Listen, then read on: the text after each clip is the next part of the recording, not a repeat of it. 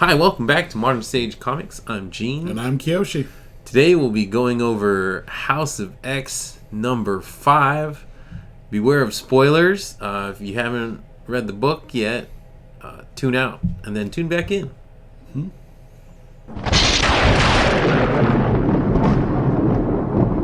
And we're back. Welcome back to our channel. This was a very interesting issue. Yeah. I actually enjoyed it. You haven't enjoyed any of the other ones? I enjoyed all of them. Yeah, it was really good. It was, again, another setup.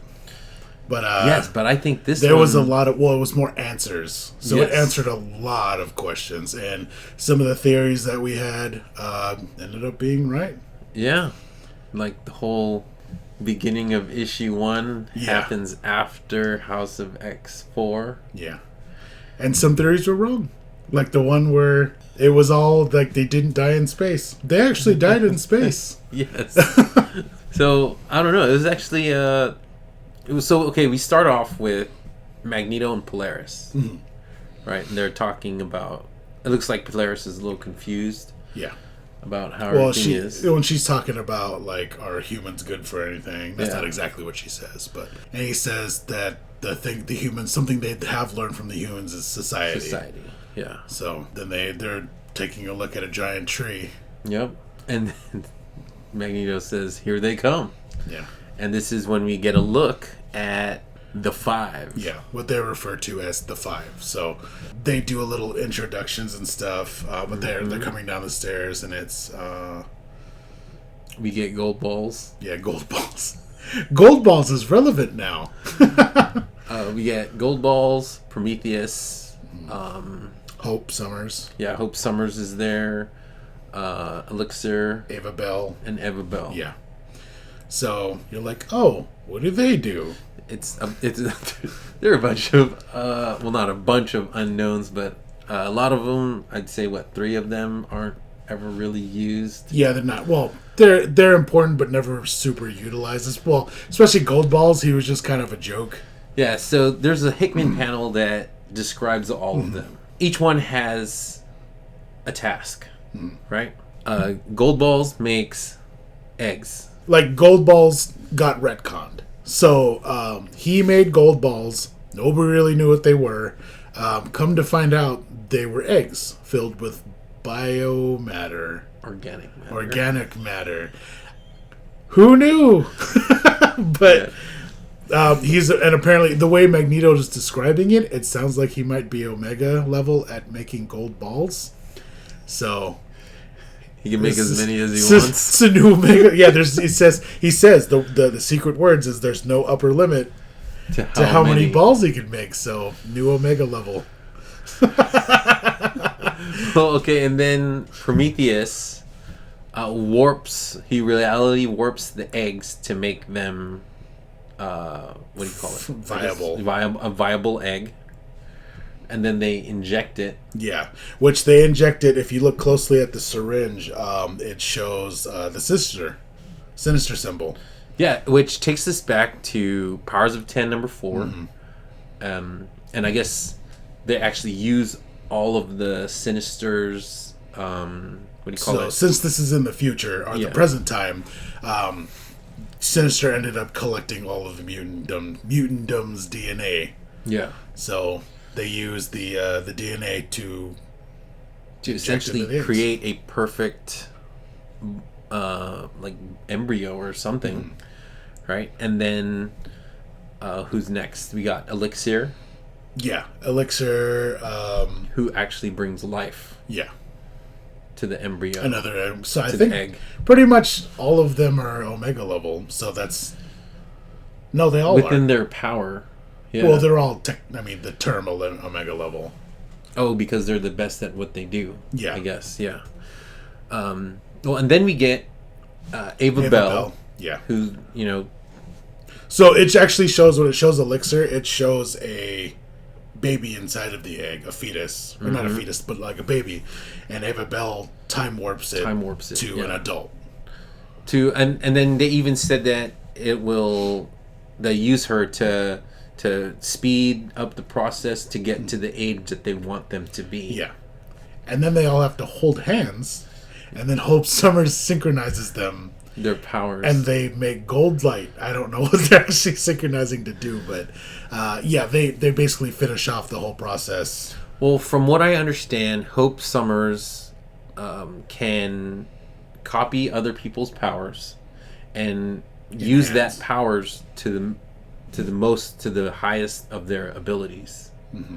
Not of the person she's copying, but just the max potential. Well, in the panel it does say enhance, though. Yes, so in the Hickman panel, I guess it kind of changes her powers where she can enhance and synchronize the powers of everyone around her. They show the next panel. Xavier is watching them hatch. So they hatch. And then it pretty much shows the next 3 pages or so are the exact same pages as the first House issue. of X number 1.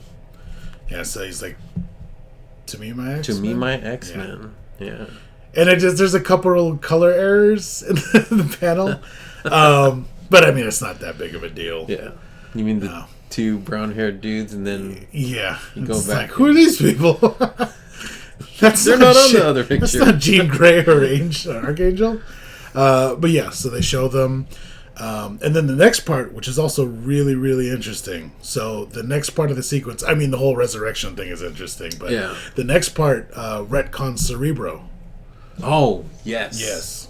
That was actually... So, they state that finding mutants is evolved into the second, I guess...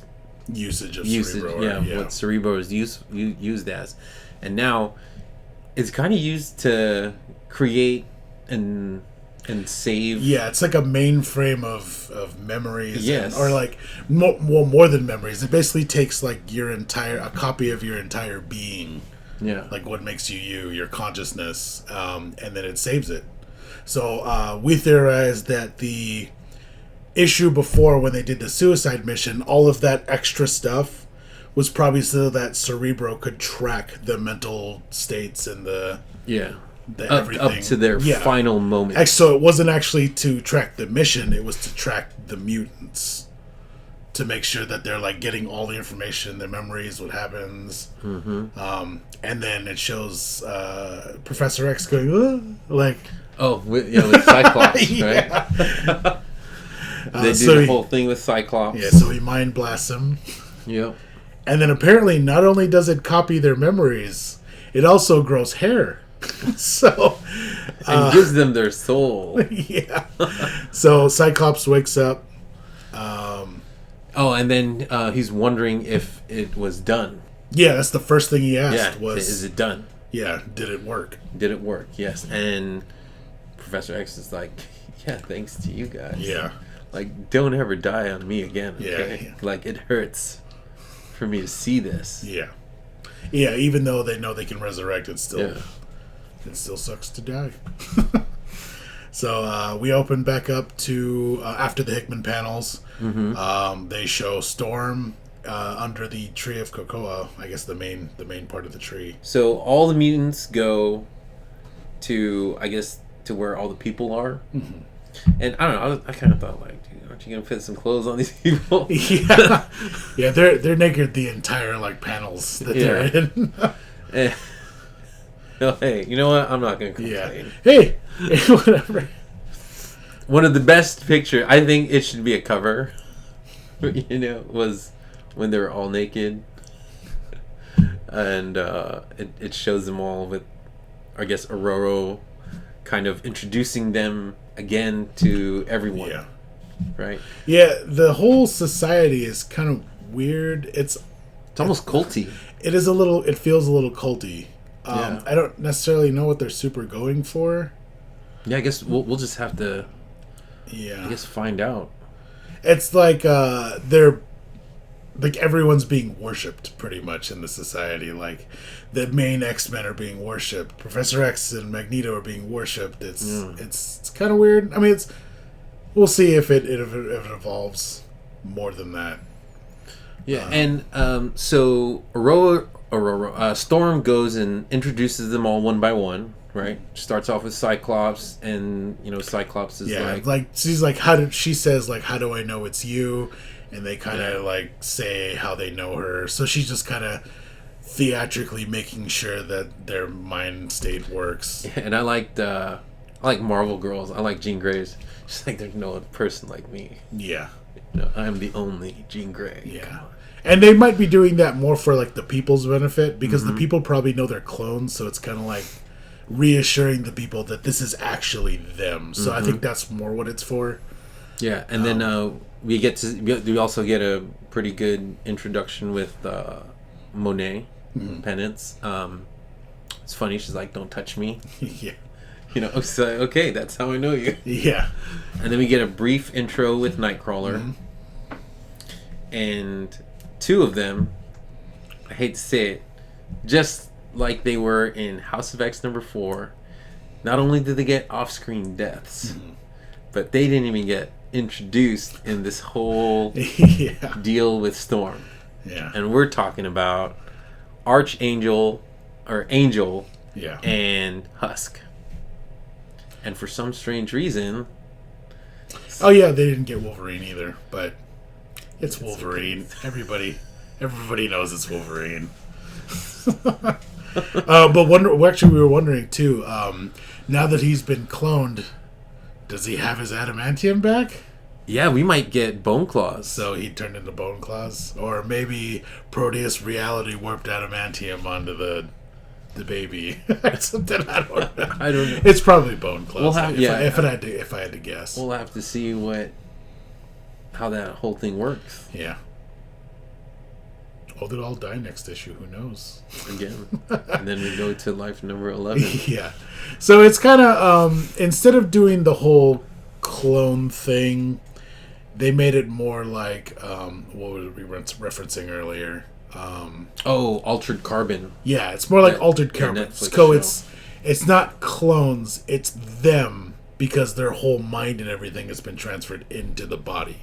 Yeah. So it's not a copy, it's them in a new body. Know what I found interesting is one of the parts in the Hickman panel where it stated they don't know what will happen if they transfer the mind soul with Professor Xavier and Cerebro into a host that it doesn't belong to.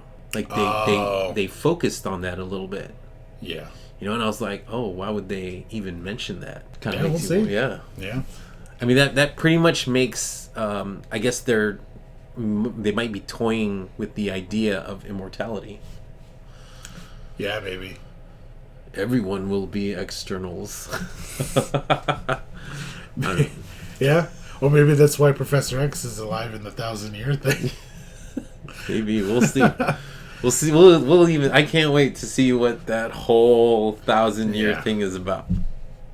I hope it's actually good, because right now it's kind of like, this is kind of wasted panels right now. But we thought other things were wasted panels, and they're not. So yeah, Hickman's doing pretty good in this next part. Yeah, so they at the end of that part, they start talking about the UN meeting, and then it segues into the UN meeting. So we go back to House of X number 1, to the meeting that Magneto had with all these ambassadors, and we finally get the payoff for that. Yes. Yeah, so they're after the actual summit actually happened, you figure out that the vote passed, and naughty little girl, that is Emma Frost, toyed with the minds of these you people. Don't know who. You don't know who or how many, but Professor X knows. He says, like, I just want you to know that I know. And she's like, are you gonna yell at me? And he's like, no. He's like, thank you for your sacrifice. And then she asks for pretty things, and maybe to be a governor or something. Yeah, of her own region or something like that. Yeah. And he goes, no, I have much bolder things. So it sounds like he's maybe going for world domination. Yeah, man, he's just totally turned around. But that's what genocide will do. Yeah. And because I'm sure Moira showed him 10 generations of genocide. that he could do nothing about. Yeah. Oh, So. and what's weird is we still haven't seen Moira in this lifetime. Yeah.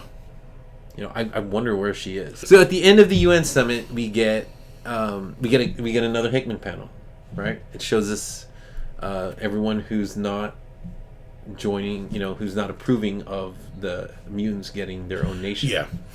Of course, And North Korea is going to be on it. Yeah, like Russia and stuff like that. It's all like the problem nations. But then one cool one on there was Wakanda. We don't need mutant in red. The only one in red. It's like, we don't need that. Those mutant drugs. Which is funny. So I wonder if the flower, the Wakandan flower, is canon. Yeah. Yeah. The panther flower. Yes. Well, nobody else but the kings are supposed to eat that flower, according to the movie, right? So according to the movie. Oh, we'll see. And then we move on to we're back on Krakoa. Was it 2 days later? Oh yeah, that's right. Yeah, it says 2 days later, Wolverine is looking. He's standing in front of the portals. Oh yeah, the portal rooms, and he goes, "Are you?" He's talking to Professor X and Magneto. He's like, "Are you sure about this?" Yes, I'm sure. Yeah, Professor X. He goes, everybody deserves a second chance or whatever. And Wolverine actually says, like, when you talk like that, I just want to beat you to death. And then even Magneto chimes in, and he's like, if you didn't want us here, like, would I even be here? Yeah. Would you? Yeah. If somebody didn't get a second chance, then we wouldn't be here. So.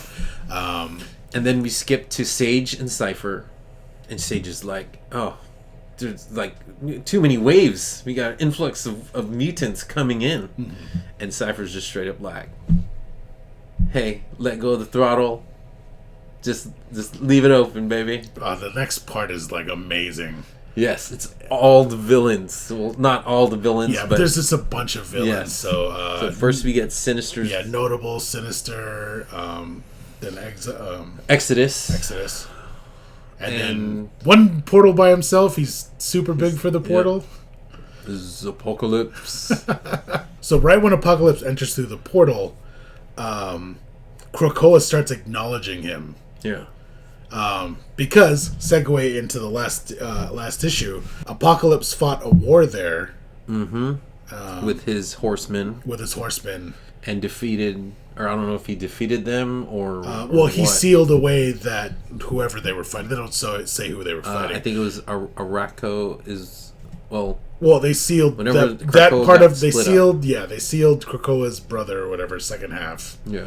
Along with whoever that race was or whatever. So they'll probably come back in a later. I'm sure that's part of Hickman's plan. Mm-hmm. But like a bunch of birds swirl around Apocalypse, and he's like, and he's got an Android 16 moment with the bird. He's like with the bird. He's like, nature. I love nature.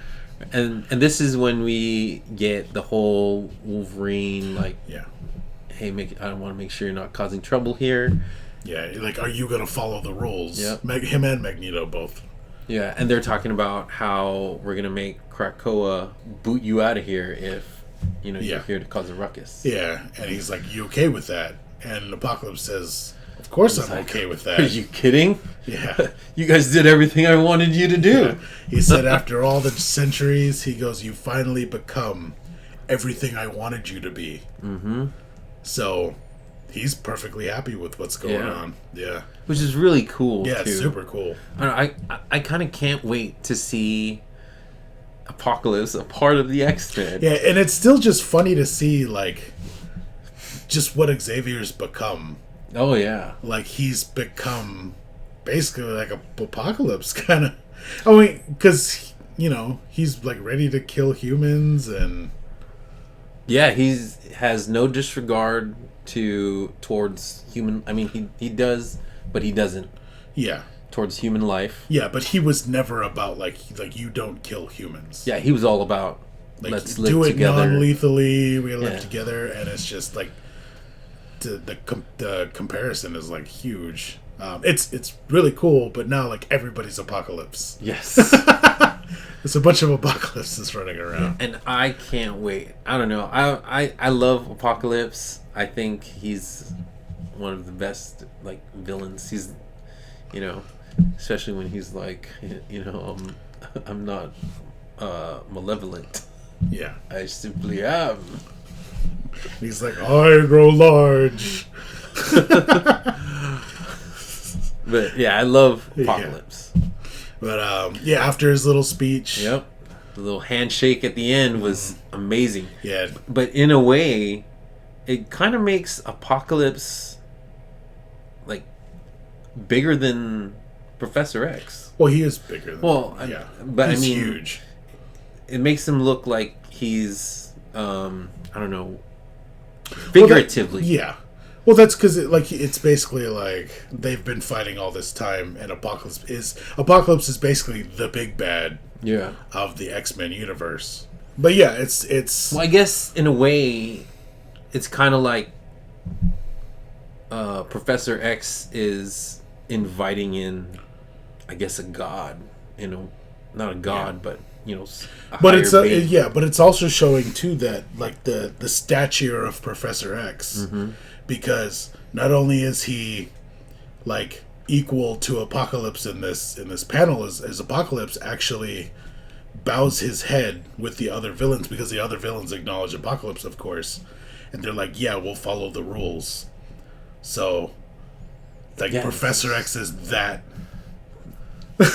like he's up so there. Interesting.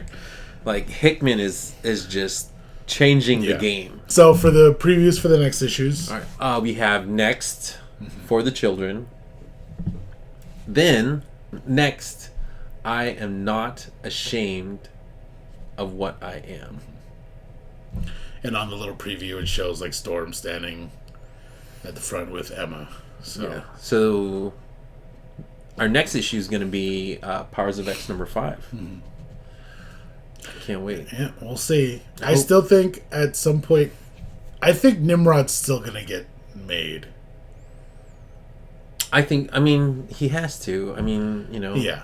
Like. Well, because the mutants just can't win. No. Yeah. If mutants just win, then all the next the whole Dawn of X series is going to be them saving cats out of trees. Like, I don't want to go to that. Well, because as Master Mother Mold was falling to the sun, it's like we stole your fire or whatever. So yeah, I think she's still gonna.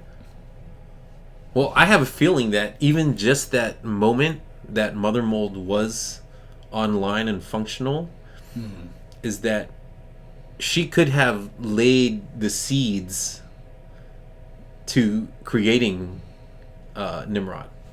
Yeah. You know what I mean? Somewhere. Anywhere. Maybe. Heck, maybe in Wolverine, and Wolverine is just suffering endlessly in the sun and slowly becoming Nimrod. Or she's using the adamantium from his body to make Nimrod. Oh. Ah. I see. Yeah. So. Alright, so that's pretty much it for this episode. Right, let us know what you think in the comments down below. Is Nimrod coming back or what? Or how about the 5? Should they have a name? Yeah. Should gold balls be that important? I don't know. Give the video a like. We'd really appreciate it. A new channel. Comment, subscribe. Hit the bell if you want to get notified for when we post new videos. Catch you later. Have a nice day.